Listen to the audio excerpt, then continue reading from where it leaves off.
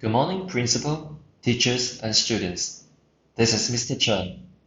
I'm delighted to have a chance to talk to you in today's morning assembly. Here in Calvin Shulai School, we have been trying to instill various moral values, attitudes, and positivity in our students. And that's why there have been different acronyms you can see in recent years, such as Cape of Fruit. I hope you still remember what each letter in Cape of Fruit represents. Master Me, which is this year's theme of the school. Direct, right? It's all about self-directed learners. Disciplined, active, reflective, autonomous, and capable. And this year in LTC, we also promote, the other way around, carrot, right? They actually represent different kinds of self-directed learning habits or practice, right, for you to follow. As a matter of fact, in gifted education of Calvin Shulai School, we also promote, some positive attitudes, right, for gifted students, and we call them PAPAs, representing positive acceptance, perseverance, appreciation, right? So we have a lot of ideas for our students to remember and to follow. And these are precisely what we hope a true light bearer can be for them to live a more rewarding and positive life. Among all these acronyms, the letter A appears quite often. It actually means different things in different acronyms, such as assiduity, which means hard work, active, of course, autonomous, appreciation, acceptance. Just now I mentioned carrot, right? And there are two A's. The first one means apply what is learned in everyday life. The second one, activate an analytic mind. Today I want to talk about active. When it comes to active, the opposite is passive. And as far as learning goes, this picture tells you much about the difference between active learning and passive learning. If you learn actively, you take in the knowledge and it becomes yours. It becomes yours. That's the most important. However, passive learning is like there is a tab, at the side of your head, and all the things you learned may stay in your head for a while, but like tap water, they are gone after an hour, 2 hours a day. This graph may come as a shock to you, and I need you to take a closer look. Take a look at the upper half of the triangle. They describe how we learn. They're actually not that bad if you get a chance to read these words, right, at the top of the triangle. What do we have here? Reading, hearing words, watching a movie, watching a demonstration. All these are it should be quite effective, right? They should be quite useful. Well, however, they're categorized as passive learning. Chances are that you're not going to remember what you learned only by doing these.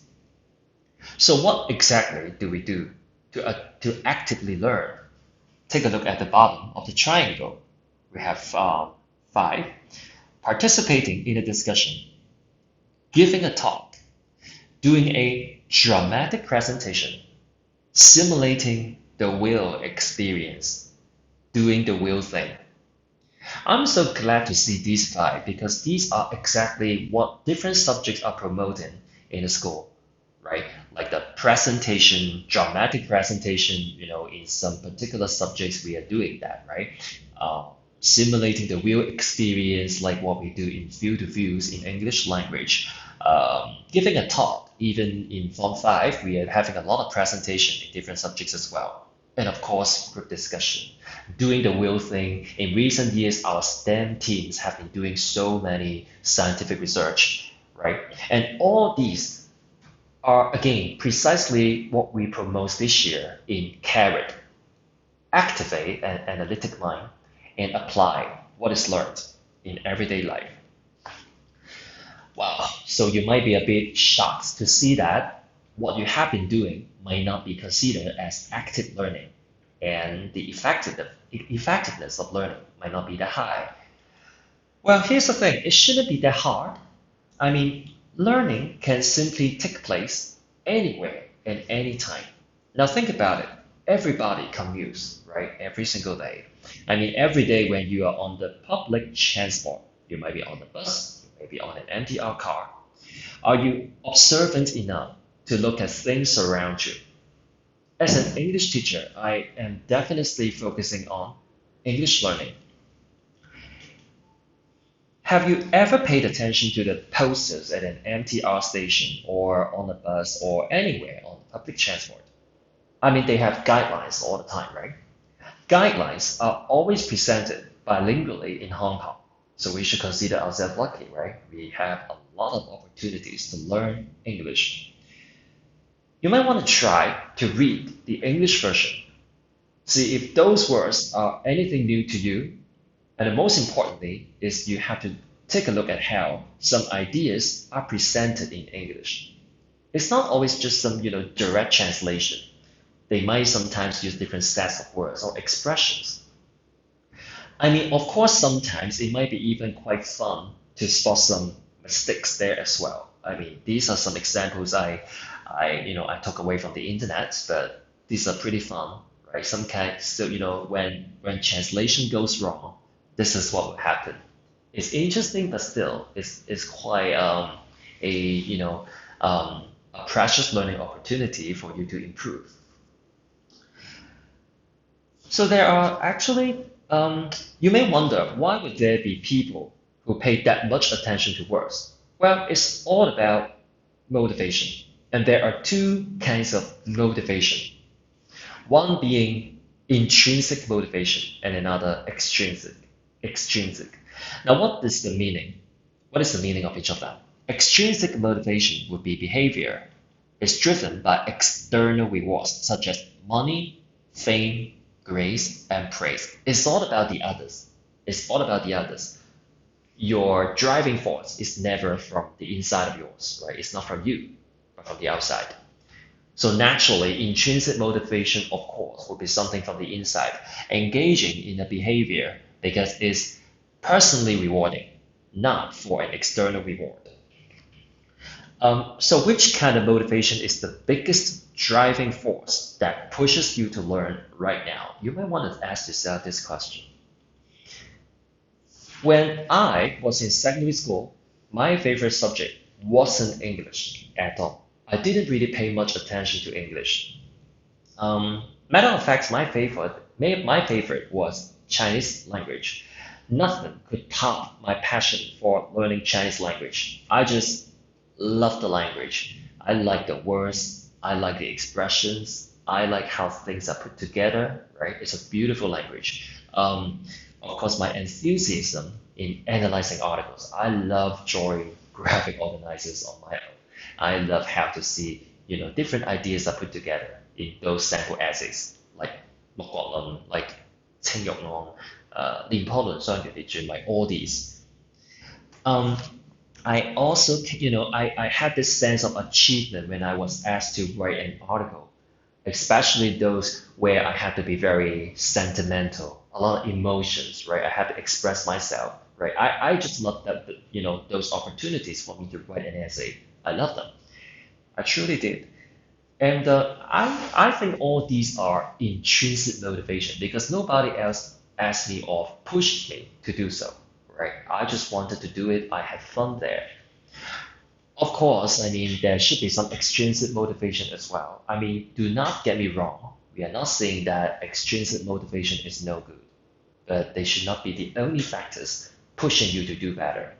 So my teacher's fantastic lesson delivery back in the day in secondary school, I respected her. I still do, right? She's a fantastic teacher. She was so, knowledgeable in the subject. And my grades, for sure. Okay, then after 7 years of secondary school, I got to university, and somehow I decided to be an English teacher. At that point, however, it dawned on me that I hadn't really done enough to improve my English. And somewhere in my mind, I knew I must work extra hard on it, as I could not be an English teacher whose English is not good enough.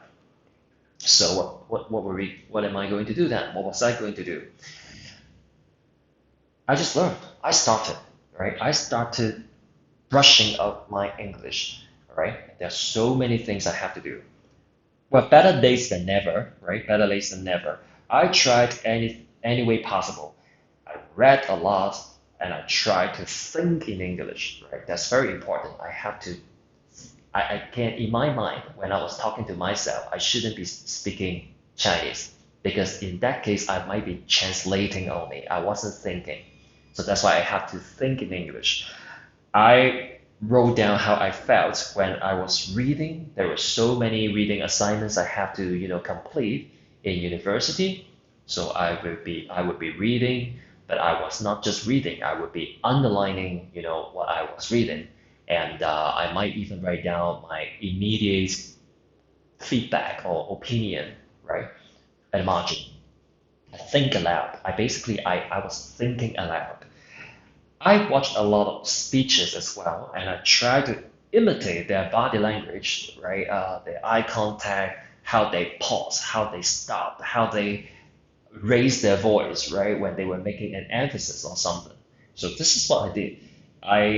Of course, I watched a lot of movies. I love watching movies and TV shows because at one point, on one hand, I mean, for one thing, I was enjoying the show. For another, I was learning a lot, right?